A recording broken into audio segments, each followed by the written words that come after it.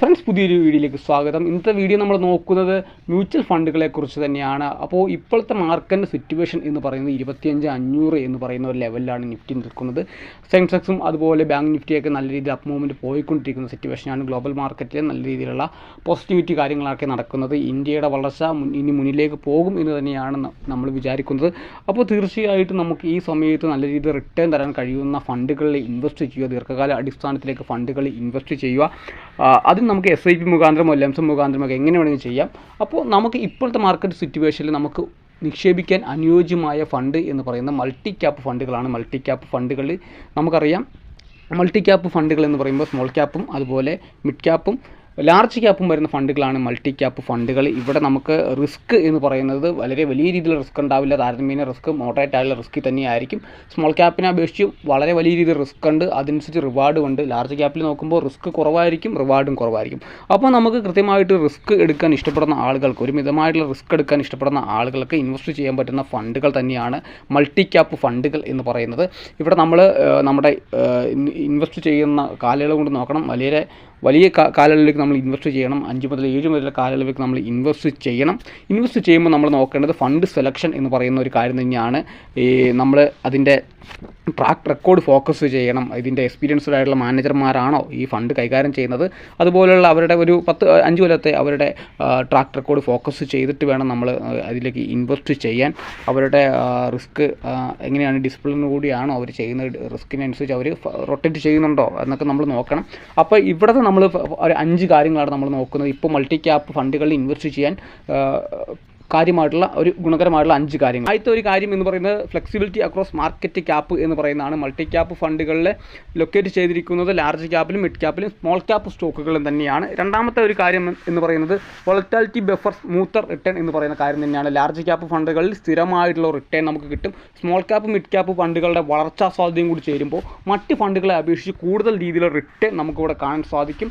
മറ്റൊരു പ്രധാനപ്പെട്ട കാര്യം വാല്യുവേഷൻ അഡ്വാൻസ് എന്ന് പറയുന്ന കാര്യം തന്നെയാണ്. നിലവിലെ മാർക്കറ്റിൻ്റെ സിറ്റുവേഷൻ അനലൈസ് ചെയ്യുമ്പോൾ സ്മോൾ ക്യാപ്പ് മിഡ് ക്യാപ്പ് സ്റ്റോക്കുകളുടെ വില കുറവാണ്.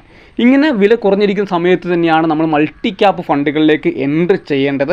അപ്പോൾ അതിന് അനുയോജ്യമായുള്ള ഒരു സമയം തന്നെയാണ് ഈ സമയം എന്ന് പറയുന്നത്. ഒരു കാര്യം എന്ന് പറയുന്നത് ലോങ് ടൈം കോമ്പൗണ്ടിങ് പൊട്ടൻഷ്യലാണ്. നമ്മൾ മ്യൂച്വൽ ഫണ്ടിലേക്ക് ഇൻവെസ്റ്റ് ചെയ്യുമ്പോൾ നമ്മൾ തീർച്ചയായിട്ടും ദീർഘകാല അടിസ്ഥാനത്തിലേക്ക് ഇൻവെസ്റ്റ് ചെയ്യുമ്പോൾ അവിടെ നമുക്ക് കിട്ടുന്നത് കോമ്പൗണ്ടിങ്ങിൻ്റെ ഒരു പവർ തന്നെയാണ്. നമ്മുടെ റിട്ടേൺ വളരെ വലിയ രീതിയിലേക്ക് ആവുന്നത്.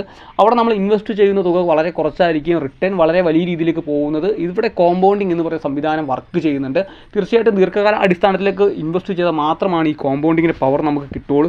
അപ്പോൾ ഇപ്പോൾ വിപണിയിൽ വിദഗ്ധർ പറയുന്നത് 2025 മുതൽ 3 മുതൽ 5 വർഷക്കാലത്തേക്ക് മികച്ച വളർച്ചാ സാധ്യതയുള്ള ഫണ്ടുകൾ തന്നെയാണ് മൾട്ടി ക്യാപ്പ് ഫണ്ടുകൾ എന്ന് തന്നെയാണ് പറയുന്നത്. അപ്പോൾ അവിടെ നമുക്ക് ഈ ഒരു ഗുണമായിട്ട് വരുന്നുണ്ട്.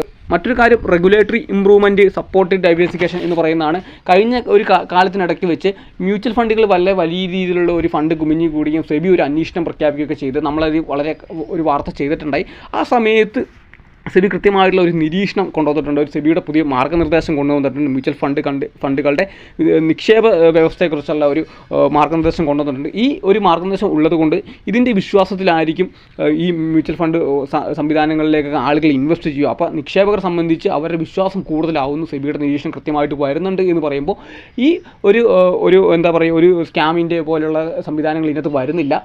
അപ്പോൾ സെബിയുടെ നിർദ്ദേശങ്ങൾ ഉള്ളത് കൊണ്ട് തന്നെ അത് പാലിക്കാനാണ് മ്യൂച്വൽ ഫണ്ടുകൾ നോക്കുക. അപ്പോൾ ഇൻവെസ്റ്റ് ചെയ്യുന്ന ആളുകൾക്ക് കൂടുതൽ വിശ്വാസത്തിലേക്ക് എടുക്കാൻ സാധിക്കുന്നുണ്ട്. ഈ ഒരു 5 കാര്യങ്ങൾ പ്രധാനമായിട്ടും മൾട്ടി ക്യാപ്പ് ഫണ്ടുകൾ ഇപ്പോൾ ഇൻവെസ്റ്റ് ചെയ്യാൻ പറ്റുന്ന ഒരു സാഹചര്യമാണ് എന്ന് തന്നെയാണ് പറയുന്നത്. തീർച്ചയായിട്ടും മ്യൂച്വൽ ഫണ്ടിൽ ഇൻവെസ്റ്റ് ചെയ്യുന്ന ആളുകൾ ദീർഘകാല അടിസ്ഥാനത്തിലേക്ക് നിക്ഷേപിച്ച് കഴിഞ്ഞാൽ, സ്ഥിരമായിട്ട് നിക്ഷേപിച്ച് കഴിഞ്ഞാൽ നല്ല രീതിയിലുള്ള ഒരു റിട്ടേൺ നമുക്ക് കിട്ടും.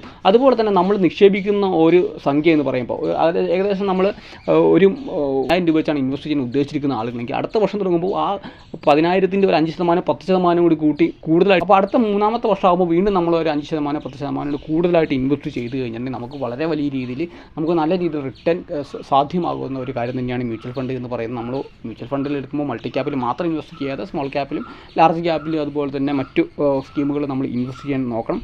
ഇവിടെ നമ്മൾ നോക്കേണ്ടത് ഈ ഫണ്ട് സെലക്ഷൻ ചെയ്യുന്ന ഒരു കാര്യം തന്നെയാണ് പ്രധാനമായിട്ട് ഇമ്പോർട്ടൻ്റ് ആണ്. നമ്മൾ മൾട്ടി ക്യാപ്പ് എന്ന് പറഞ്ഞിട്ട് പെർഫോമൻസ് ഇല്ലാത്തൊരു ഫണ്ട് കൊണ്ട് ഇട്ടരുത്. നമ്മുടെ ഫണ്ട് മാനേജർ നല്ല രീതിയിലുള്ള കഴിവുള്ള ആളായിരിക്കണം. ആ ഫണ്ട് പെർഫോം ചെയ്യുമെന്ന് നമുക്കൊരു വിശ്വാസം ഉണ്ടാവണം. അതുപോലെ തന്നെ അത് ചെയ്തിട്ടുള്ള ഹിസ്റ്ററി ഉണ്ടാവണം. ഈ കാര്യങ്ങളൊക്കെ നമ്മൾ നോക്കിയിട്ട് വേണം ഇൻവെസ്റ്റ് ചെയ്യാൻ. അല്ലാതെ ഇതൊന്നുമില്ലാതെ ഒരു ഫണ്ടിൽ കൊണ്ട് നമ്മൾ ഇൻവെസ്റ്റ് ചെയ്തിട്ടുണ്ടെങ്കിൽ റിട്ടേൺ കിട്ടില്ല എന്ന് പറഞ്ഞിട്ട് കാര്യമില്ല. തീർച്ചയായിട്ടും ഫണ്ട് ഇപ്പോൾ ഇഷ്ടംപോലെ ഫണ്ട് മാനേജർമാരുണ്ട്. ഇപ്പോൾ ഏറ്റവും നല്ല ഫണ്ടിലേക്ക് നമുക്ക് നോക്കി കഴിഞ്ഞാൽ അറിയാൻ സാധിക്കും. ഇപ്പോൾ AI-യുടെ യുഗമായതുകൊണ്ട് അതുപോലെ ChatGPT പോലുള്ള സംവിധാനങ്ങൾ നമ്മൾ അടിച്ചു കൊടുത്താൽ നമുക്കറിയാൻ സാധിക്കും ഏത് സ്ഥലത്താണ് കൃത്യമായിട്ടുള്ള ഫണ്ട് ഉള്ളത്. ആ ഫണ്ടിൽ നമുക്ക് ഇൻവെസ്റ്റ് ചെയ്യുക.